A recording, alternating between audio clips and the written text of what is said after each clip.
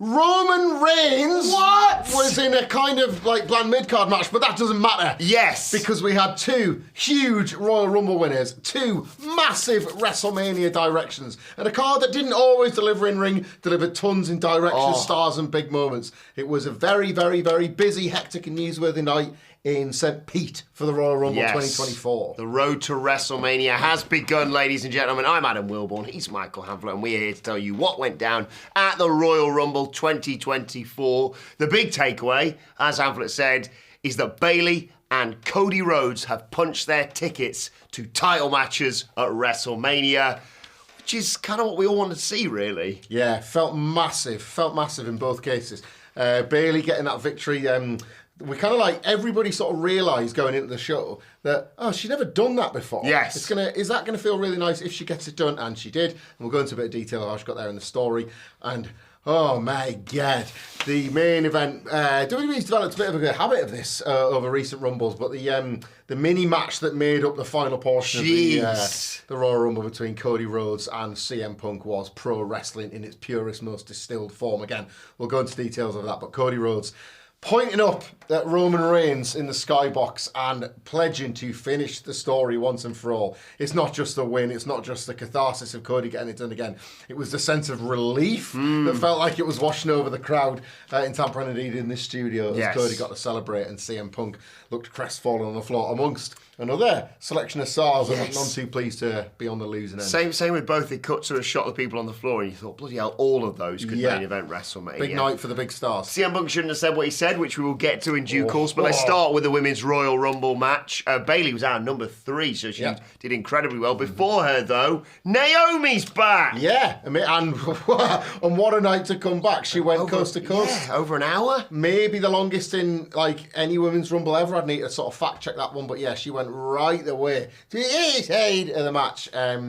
Obviously coming back, she got reacquainted with Jordynne Grace, the TNA Knockouts champion, making a sort of early match cameo. It was we felt watching live with the sound low that it was a bit stop and start, the Women's Rumble, for the first maybe numbers 1 through to 20-ish. Yeah, I thought the middle portion certainly I felt a little bit of a lull, if I'm honest. Then like Becky shows up and well, we'll get into it in a second. But it seems like most people in the chat preferred the Women's Royal Rumble. I wonder if with sound on it made a difference to the crowd. I will say there was some lovely beats added to the story of Bayley and Damage Control. Yeah. She made multiple saves of Asuka and Kairi, who, when they arrived, she seemed surprised to see them there. This wasn't the plan, guys. This wasn't the plan. And then they kind of did nothing to help her, and then they got thrown, and she was just left, fed to the Kairi wolves. saying almost didn't. And survived nonetheless.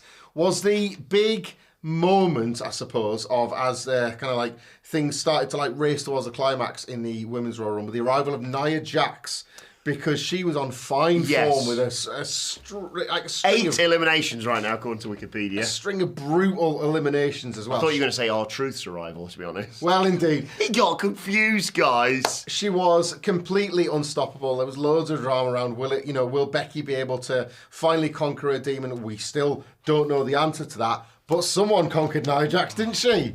Jade Cargill is here. Wow. And she looks incredible. They booked her perfectly, aside from if she'd won, obviously. Well, indeed, yeah. The strongest possible start for the Jade Cargill character. We said not that her participation needed to be minimised, but the Royal Rumble is a perfect setting for people to come in and just shine, basically. And that's exactly what Jade Cargill did. She looked $1 million like you would expect. And she looked $1 billion lifting Nia Jax up and throwing her over the top rope into the floor.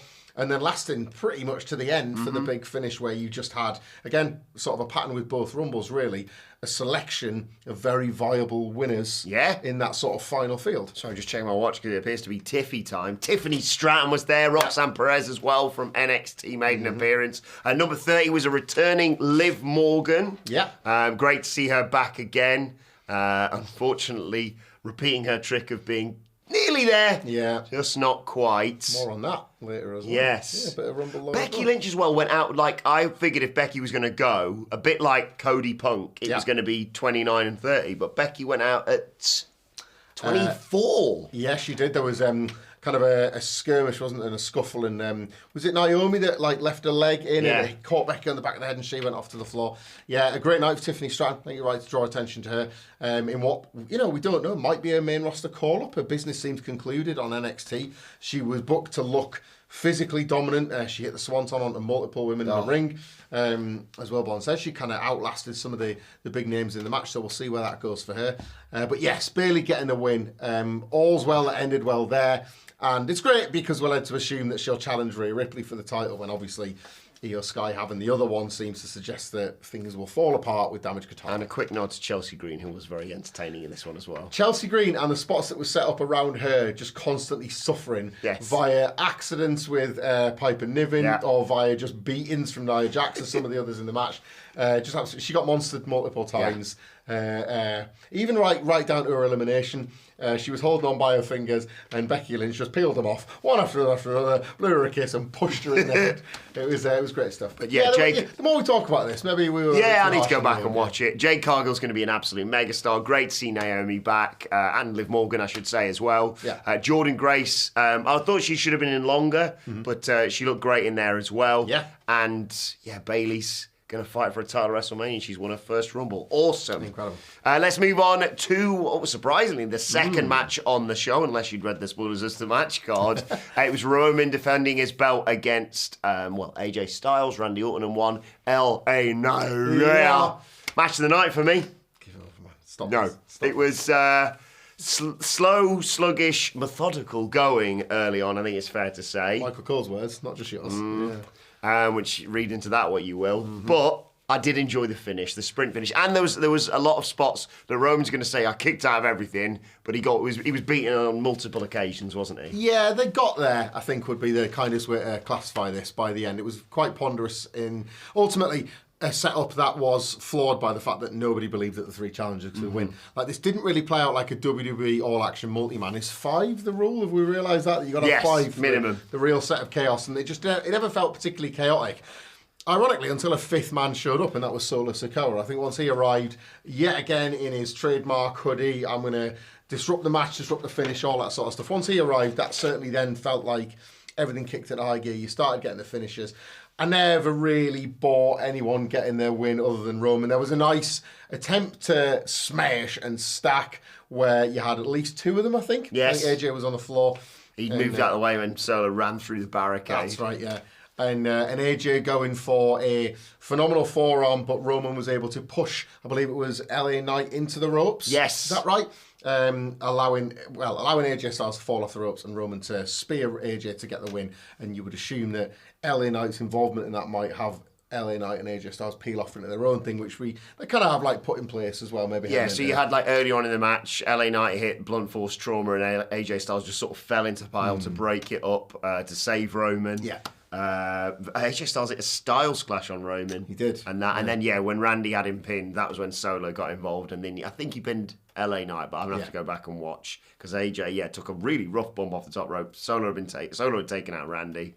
And Roman retains to no surprise of anyone, basically. No, not at all. No. The next match was the United States Championship match, Logan Paul versus Kevin Owens. I did say on the nightmares that could happen at the Rumble, imagine if Kevin Owens loses via DQ. And that's the result that happened. Yeah. But opinions on this will vary in the way that they did it, because I thought the way they executed it was kind of clever. Oh, it looked great. So, for those that might have seen Logan Paul's recent matches, he's got that awful mate that, like, I think he's got numerous. He's got numerous awful mates, but one in particular keeps showing up and causing problems and helping Logan Paul out. And the match played out. It was like fairly physical, and as we've talked about before, like Logan Paul has been a natural in adapting to pro wrestling. He looked great, like hit his like best buckshot in the business and all that kind of stuff. Kevin Owens was great on the come up, as you would expect as a babyface. Fought back, just wouldn't stay down, wouldn't say die, as per the story that they set up about him not wanting to sell for Logan's punch. He kicked out at 2, I think it was, off the titanium steel fist. So yeah, Logan's friend gets involved. Tries to basically just get in the ring. At this point, the referees are distracted with him, and A-Town Down Under make their appearance, and Austin Theory is able to slip Logan Paul brass knucks in the sort of sort of snafu that follows. Kevin Owens takes those brass knucks, swings for the fences, nails Logan Paul. He looks like he's got the match won. Logan Paul is flat on his back. 1, 2. The referee spies the knucks. They're still on Owens' hand. He has no choice. He's left with no choice but to disqualify Kevin Owens. And Logan Paul retains. It looked great. And Kevin Owens kills him afterwards and puts him through a table. Yeah, he absolutely battered Logan Paul in the aftermatch. But yeah, he sort of, you kind of couldn't fault the layout of this and the way it was shot as well. It was blocked really nicely, so you were waiting for the hand to come down. I think on the live stream, I'm even cheering the hand coming down. We thought it was the ref just sees it, and then you catch it the way they're zooming on the knucks. Really nicely done. Daft schmaltz sports entertainment nonsense, but like quite a satisfying payoff actually the way it was delivered. Right, let's get to the main event of the evening, the men's Royal Rumble match. It started with the brothers Jimmy and Jay Uso, which was a lovely touch, I thought. It was. We got a lot of them though. But not really with each other. No. There was a great runner throughout this entire Royal Rumble. I reckon, I lost count, but I reckon Jimmy Uso tried to form alliances with approximately 10 other wrestlers in the match. Anytime that they would like throw a punch at Jay or like leave a boot in or something like that, he'd be like, "Oh, hi you, shall we be friends?" And then they would immediately go for him. Yeah. He's such a dislikable creep at this point that nobody trusts him. A lot of good stuff with those two, yeah. And ultimately, I suppose, Jay went long as well in this match as well, so he was given at very least 50 odd minutes according to Wikipedia. Yeah, like a good babyface run before being eliminated by Gunther. Yes. Yeah. He was trying to get Gunther out of there, and he just overcooked it. They've got an Intercontinental title match on the way. A lot of nicely told mini stories within a good Rumble. I thought this again, as you say, people online seem to have favoured the women's one, but we had Santos Escobar coming out, not with Rey Mysterio, but there was the surprise return of Andrade early doors. So we'll see, I guess, how that plays out and how he factors back into the main roster. Melo's in there as well from NXT. Indeed, yeah. Not the only one from NXT, though. No. Be still my beating heart. I bloody love me some Braun Breaker. Sorry to jump ahead. Braun Breakers. Tour de force of violence in this match. Just incredible, cutting through people with spears, just like a wrecking machine. Again, like Jade Cargill, kind of a perfect display of the rough cut of what this man can do. Yeah. With a bunch of bodies around for him to play with. Only to be eliminated by Dominic Mysterio. Best wrestler in the world. So fate is a cruel mistress, but not as cruel as Braun Breaker when he gets his hands on Dominic Mysterio. Yeah, that's going to be fantastic. He got rid of returning Omos. He did, yeah, which was just a nice thing to give him. You know, like the Giant comes in, doesn't make that much of an impact, and Braun just tips him. Good stuff. Pat McAfee been on commentary all night. Big surprise at the start of the show. He Drew carried himself, basically. He did, yeah. Which was kind of something and nothing, but you sense it's probably been just rebooked because of events, let's say, over the last few days. Karrion Kross and Bobby Lashley had more with their feud. That's right, the Last Street Kids and Mega Glove. AOP came out to get involved and help Karrion Kross eventually eliminate Bobby Lashley after Bobby eliminated him. And then they brawled just past Ludwig Kaiser. She was like, a lot of fun spots in there. After Braun Breaker got eliminated by Dirty Dom, he took it out on JD McDonough, which was really enjoyable. And then R-Truth chucked him in, and immediately he was, I think, 5 seconds or something in there. That was nice. Ricochet came in.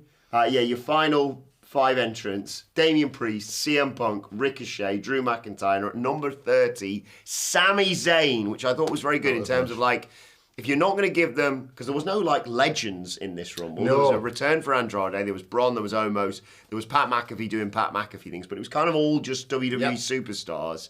The perfect person to put out at number 30 that fans just were never going to receive poorly just because he's not The Rock or whatever. Indeed, yeah. And then, you got down to your final 5, We counted 6, didn't we? Yeah. Well, because there was Damian Priest, Gunther, Cody Rhodes, CM Punk, Sami Zayn and Drew McIntyre. Yeah. And at that point, you're looking around the ring and you've got obviously heavier favourites, but all 6 could theoretically win. I want to point out a detail that, I hope I flagged it up on a podcast, wherever you get your podcast, listen to me and him on Monday talking about the Rumble and Sidgwick with everything else in the week. But CM Punk landing that line on Drew McIntyre a few weeks ago, Drew, I want to eliminate you last. And he did eliminate Drew McIntyre last, except he was eliminated last himself because after an unbelievable mini-match at the end of the Royal Rumble between Cody Rhodes and CM Punk, a totally gripping Finisher And exchange. shout out to Gunther as well. He just was constantly in there. That's right, yeah. Gunther and Cody now have law because yet again, Gunther has sent Cody packing. Pretty much around the same time Punk sent Drew, and we got that.